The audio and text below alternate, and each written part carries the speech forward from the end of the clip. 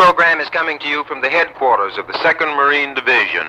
We are aboard the United States ship Cambria, a fat troop transport anchored in the picturesque harbor of Nagasaki, Japan, where we arrived a very short time ago. Your announcer is Captain Weldon James. This is a great day in the history of the 2nd Marine Division. After Guadalcanal, Tarawa, Saipan, Tinian, and Okinawa, these Marines are now staring at the land of the defeated enemy. Within a few hours, they will be landing on the docks of Nagasaki. At this moment, we are waiting here in the middle of the harbor for the Japanese authorities to come aboard and get their orders from our commander, Major General Leroy P. Hunt of Berkeley, California. As we came upstream a short time ago, we passed a beautiful sight. 2 United States Navy hospital ships, gleaming white against the dinginess of the Nagasaki waterfront.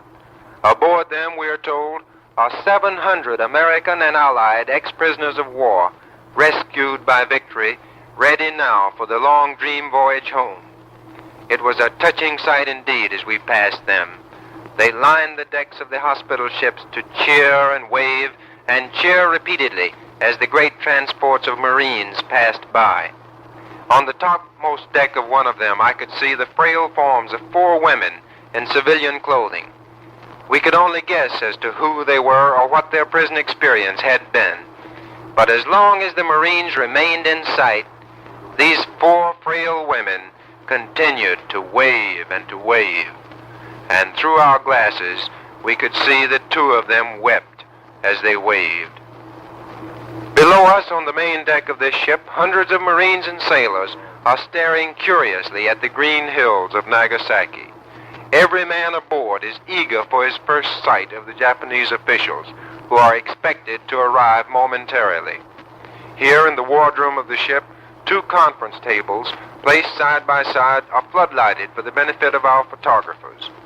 Beyond the lighted tables are scores of men and officers, all set to watch the conference. A Japanese small boat is pulling alongside us now on the starboard beam. Private First Class Samuel Davis of West Jefferson, North Carolina, standing near me in this corner, has just observed that every man-jack here is saucer-eyed. They do look interested, all right, but they also look mean. This is the closest these Marines have ever been to the Japs without shooting. Here they come, a procession of 7 Japanese, headed by a Lieutenant General of the Jap Army. That would be Lieutenant General Taniguchi, the senior Jap commander in this area. The general and his companions are now being frisked by Marine guards. Instead of being piped aboard or any other such nonsense, the Japs are getting a thorough going over before they are brought up the ladder to this wardroom. Most of them are taking it absolutely cold. They look impassive. But one, a little civilian official in a cutaway, scowls with obvious anger as a Marine frisks him. It sounds impossible, but I'd swear he turned pale with repressed emotion. They're entering the wardroom now, and Captain William Brown of Scarsdale, New York, is directing them to their places at the table. Captain Brown speaks excellent Japanese. He lived in Japan for some 8 years.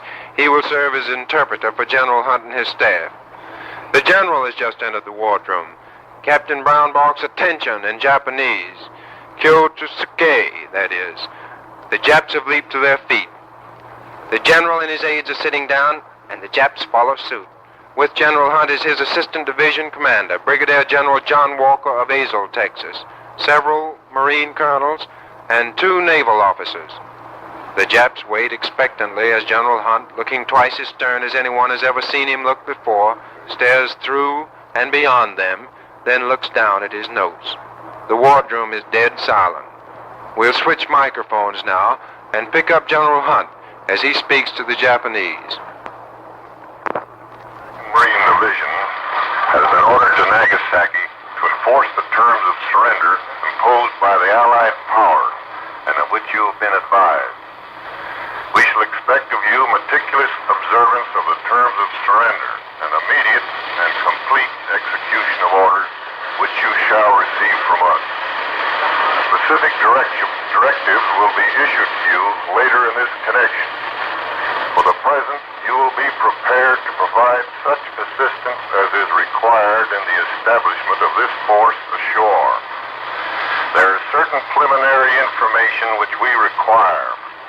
A member of my staff will present to you pertinent questions, the answers to which you will provide immediately. Or, if the information is not presently available, you will obtain upon your return to your headquarters ashore, where you will hold yourself in readiness to carry out our further orders.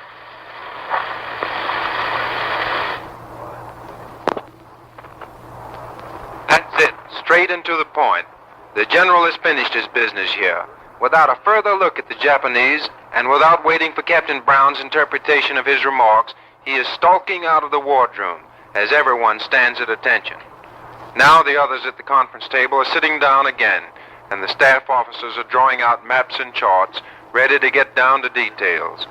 The conference to date is one of the shortest on record. General Hunt has told the Japs in brief to obey his orders or else. Now his aides are ready to give those orders in detail.